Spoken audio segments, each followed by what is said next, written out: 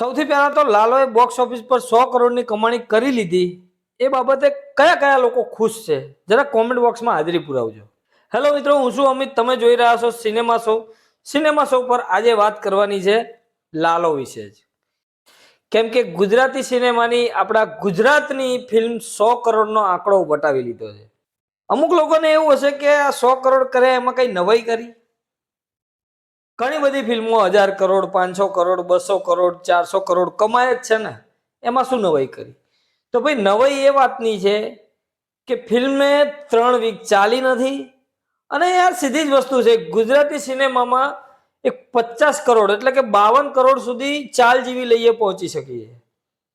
અને આ ફિલ્મ એનો રેકોર્ડ તો તોડ્યો અને સાથે 100 કરોડ વર્લ્ડ વાઇડ નો બિઝનેસ પણ કર્યો છે। લાલો ફિલ્મનું નેટ કલેક્શન થયું છે 82 કરોડની અરાઉન્ડ, ગ્રોસ કલેક્શન થયું છે 95 કરોડ। વિદેશના કલેક્શનની વાત કરું તો 6 કરોડની આસપાસ આવે છે। એટલે ટોટલ ગણતરી કરીએ તો આપણે વર્લ્ડ વાઇડ 100 કરોડનો આંકડો લાલોએ પાર કરી દીધો છે। જ્યારે ફિલ્મ રિલીઝ થઈ 3 વીક સુધી લાગતું પણ નહોતું કે આ ફિલ્મ કરોડ રૂપિયા પણ કમાઈ શકશે। જ્યારે ફિલ્મ ઉપડી રહી હતી ત્યારે અમારા મિત્ર વિપુલભાઈ રિવ્યુ કરે છે ગર્વથી ગુજરાતી ચેનલમાંથી, એ ભાઈ 15 કરોડે જ્યારે લાલો પહોંચી ને ત્યારથી કહેવા માંડ્યા હતા કે આ ફિલ્મ 100 કરોડ કરશે, 100 કરોડ કરશે।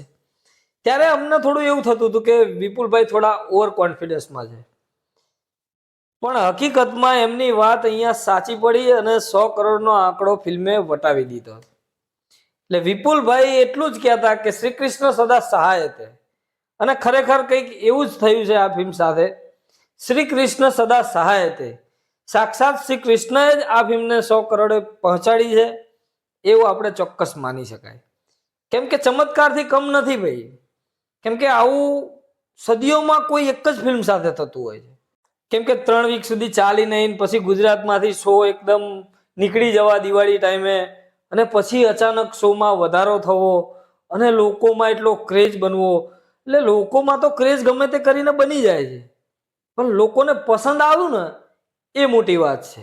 લાલો ફિલ્મ મોટા ભાગના લોકોને પસંદ આવી છે।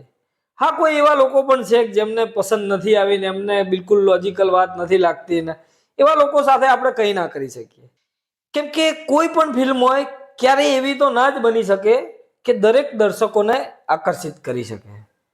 કોઈ એવો વર્ગ તો રહી જ જાય અથવા તો છૂટી જાય કે જેમને એ વસ્તુ પસંદ ના આવે। બસ એવા જ લોકો લાલોની ટીકા કરી રહ્યા છે। બાકી મોટા ભાગનો વર્ગ લાલોને એક ડિસન્ટ ફિલ્મ તો કહી જ રહ્યા છે। અમુક વધારે વખાણી રહ્યા છે, અમુક ઓછી વખાણી રહ્યા છે, પણ ઓલમોસ્ટ વખાણી તો રહ્યા જ છે।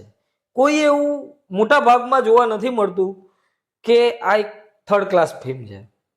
અને આ આંકડો અચીવ કરવા બદલ આ લાલોની આખી ટીમને અંકિત સખિયા, સુરત ગોસ્વામી, રીવા રાજ, કરણ જોશી, આ દરેક લોકોને અને સોલસૂત્ર પ્રોડક્શન અને જે બી પ્રોડક્શન બીજા પણ હોય આખી ટીમને ખૂબ ખૂબ અભિનંદન છે કે આ આંકડો ગુજરાતી સિનેમાનો તમે લોકોએ આ બતાવ્યો છે 100 કરોડનો।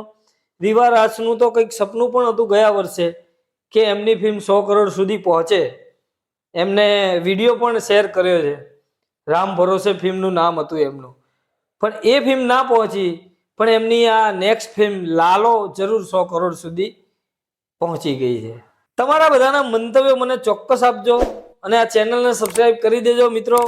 લાલો 100 કરોડ સુધી પહોંચી ગઈ છે અને અમારા સબસ્ક્રાઇબર 2000 સુધી પહોંચી ગયા છે, એની પણ અમને ખુશી છે। એક બાજુ લાલોએ 100 કરોડ કમાણા અને એક બાજુ અમારા 2000 સબસ્ક્રાઇબર પણ થયા। અમે તો પહેલેથી આ ફિલ્મને હાઇલાઇટ કરી છે, એટલે અમને તો અંદરથી ખુશી છે કે ભાઈ 100 કરોડની ફિલ્મ અને આપણને ગમી છે અને એ 100 કરોડની ફિલ્મ થઈ છે તો એની ખુશી ડબલ વધી જાય છે। તો આવી જ રીતે સારી ગુજરાતી ફિલ્મોને પ્રેમ આપતા રહેજો, એટલું જ કહેવાનું થાય છે। મળીએ મિત્રો નેક્સ્ટ વિડીયોમાં નવી ફિલ્મો સાથે સિનેમા શો પર।